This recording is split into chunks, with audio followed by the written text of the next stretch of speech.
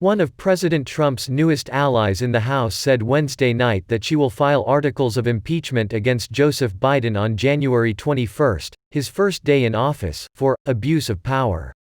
Representative Marjorie Taylor Greene, Georgia Republican, cited Joe Biden's alleged family business connections with China and Ukraine. She said on Newsmax, "We have to make sure that our leaders are held accountable. We cannot have a president of the United States that is willing to abuse the power of the office of the presidency and be easily bought off by foreign governments, Chinese energy companies, Ukrainian energy companies. So on January 21, I will be filing articles of impeachment on Joe Biden." Her announcement came hours after the House impeached President Trump for the second time, for inciting last week's riot at the United States Capitol. The freshman lawmaker tweeted, "75 million Americans are fed up with inaction. It's time to take a stand. I'm proud to be the voice of Republican voters who have been ignored." 10 House Republicans voted with Democrats on Wednesday to impeach President Trump for inciting insurrection at the United States Capitol last week. Representative Liz Cheney of Wyoming, who chairs the House GOP conference, said there's never been a greater betrayal by a United States president of his office and his oath to the Constitution. Before the vote on Wednesday, she rejected House conservatives' call for her to step aside. She said, "I'm not going anywhere. This is a vote of conscience." Other House Republicans acknowledged that President Trump might have used poor judgment. But they objected to Democrats speeding through an impeachment vote and said it was simply another part of the party's years-long quest to get the president out of office. Representative John Katko of New York was the first House Republican to announce he would vote yes on impeachment. Mr. Katko said in a floor speech on Tuesday, "To allow the President of the United States to incite this attack without consequences is a direct threat to the future of this democracy."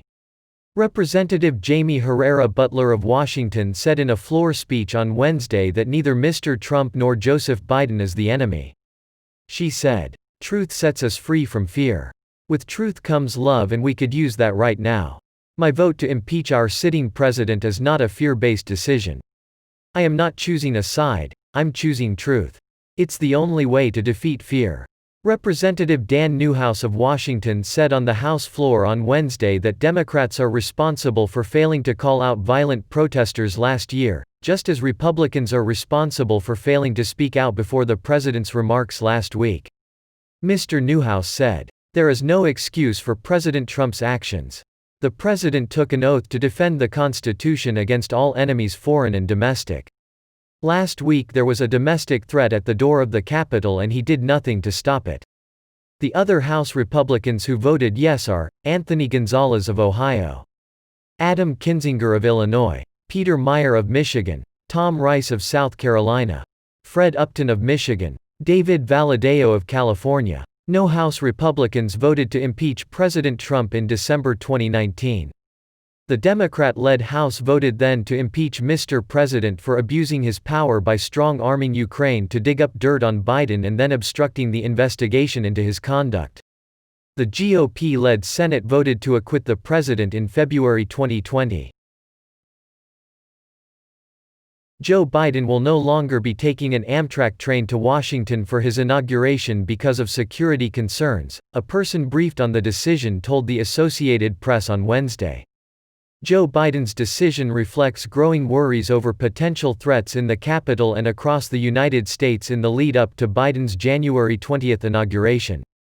Security in Washington has ramped up considerably in preparation for the inauguration after the violent insurrection at the United States Capitol last week by supporters of outgoing President Donald Trump, and the FBI warned over the weekend of plans for armed protests at all 50 state capitals and in Washington, D.C., in the days leading up to the event.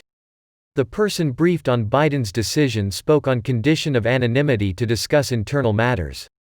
The news was first reported by CNN. The move to forego the 90-minute train ride from his hometown of Wilmington, Delaware, to Washington was likely not easy for the president-elect.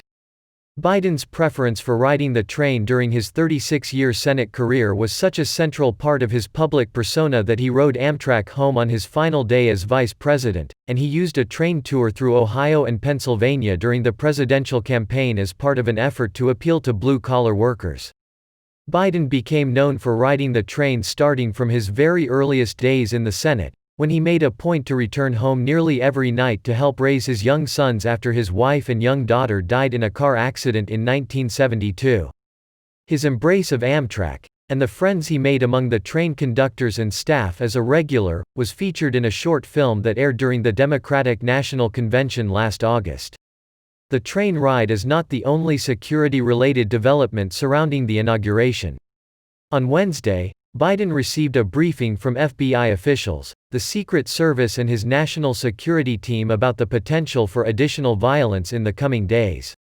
According to a statement from the Biden transition team, in the week since the attack on Congress by a mob that included domestic terrorists and violent extremists, the nation has continued to learn more about the threat to our democracy and about the potential for additional violence in the coming days, both in the national capital region and in cities across the country.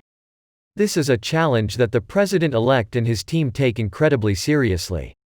Across Washington, but particularly around the Capitol, the National Mall and some nearby federal buildings, security has increased considerably, with non-scalable walls and metal gates erected, streets closed and a new contingent of National Guard troops camped out at the Capitol.